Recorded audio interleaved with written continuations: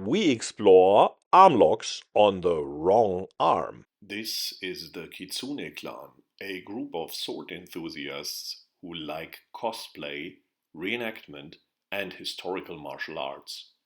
If you have similar interests, feel welcomed. With one of our last videos, we finally made it that we had looked at all the arm locks for the 4 different angles, but if you paid close attention, we were always using the right arm of the opponent. I mean, that's the most normal one to be used for training purposes. There's also the option to attack or to use the left arm. So that could mean either the person is attacking us with his or her left arm, or we are using the Hanbo with the left arm. Both works. It's more easy to understand what's happening if you still stick with the stick, pun intended, with your major hand, which for most of us will be the right hand, and the opponent is attacking with left. If we now do again what we did before, we simply follow the force in the 4 angles, and we start here with angle 1. We will find that what before was leading to a chicken wing arm lock will now lead to a figure 4 arm lock, and again we'll have 4 flavors, and we know the 4 flavors start with a squeeze, and that's what you see here. Very short entrance, doesn't look like a lot to be honest, but believe me, and please test it, this is a super painful type of arm lock that will give you a lot of control, and you can bring your opponent down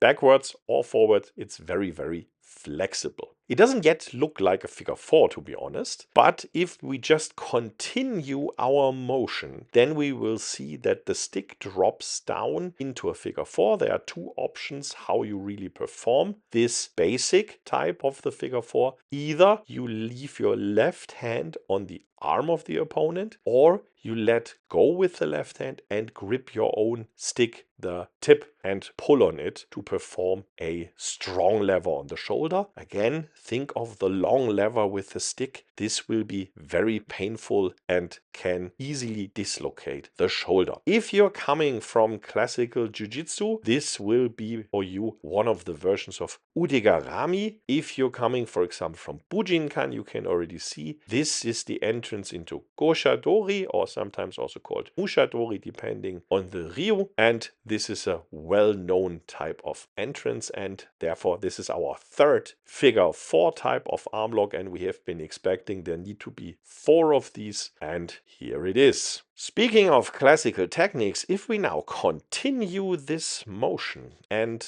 by continuing I mean we just move forward, we put our right foot forward and continue the stick in a circular motion, the forearm of the opponent will pop out from the lock of our right forearm, and we grip it with the left hand, and then the stick by itself will lock against elbow and hip, and you just push forward, and you can see this is one of the most classical techniques with the Hanbo. This is Tsuki-iri. And now Hanbo people will tell me, yeah, but in Tsuki-iri this is an arm bar. The arm is straight, and here it's now an arm key. The arm is not straight. It's a figure 4 type of arm lock. And that's a foreshadowing of what will still come. Arm locks, arm bars, and arm keys. So arm lock is the larger group. Arm keys and arm bars are in fact 2 little variants of the same thing, and they depend on the fact whether our opponent will straighten his or her arm or not. And if the arm gets straightened, then I get an arm bar, and if not, I get an arm key. And here with the entrance over the Goja-Dori, the arm is usually not straight, and therefore I will end up in an arm key. So what could now still come? If we compare that to what happened on the right side, this Tsuki-iri is of course a counterpart to the Koshi-ori. If you look at the video on angle 1 on the right side, and after Koshi-ori we had udegaishi, we would turn around again and attack the shoulder even further. This is not possible on this side because most people, and this includes me and my partner here, we cannot move our arm that far that this is possible. So the only thing that can be done after Tsuki-iri is moving the stick further up, and this will throw the opponent backwards. This is basically still a form of Goja-Dori, but the forearm is not under our arm but in front of us, and this is a really painful thing. This could be also combined with different types of throws, throwing the opponent back. In the most easiest case, you could also simply kick into the knee of the opponent and bring him or her down, and this looks again like not a lot. This seems to be a theme among the left-sided arm locks, but it is painful. Please test it. As soon as we have now understood the basic principles of the 4 flavors, they are the same as with the figure 4 arm locks on the right arm. So there's a squeeze, there's a base version, there's the pull, which in this case is the Tsuki-iri, and then there's the large or big version in the end. And we can combine now these 4 into a simple chain. Why should we do that? That's an exercise, a good exercise to remember these 4 also in a row. If you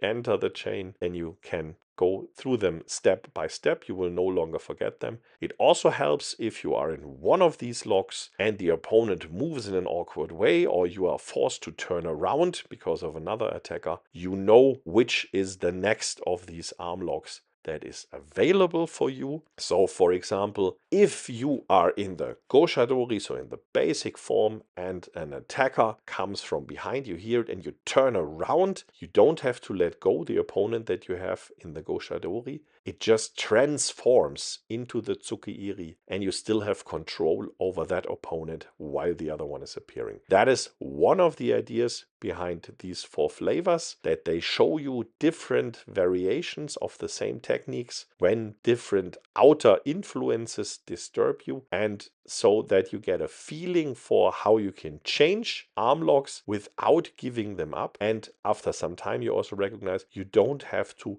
learn and remember all of these different types. If you let things happen in a certain controlled way, you will recognize that these things happen automatically. And that's of course where we want to end up in the end, that these things are no longer necessary to think about, but just by moving along, following the forces, using our basic motions, that we then come to useful techniques that provide us control over the opponent. In the end, this is the essence of all martial arts. At least that's what I think of it. If you disagree on that point, please start a discussion. I would be really interested on your view on that. I'm of course influenced by the martial arts that I learned, and Hanbo-JiTsu was in fact one of the first martial arts that taught me, or better, my trainers at the time taught me, that it's easy to derive new techniques from the already known ones if you simply transfer the basic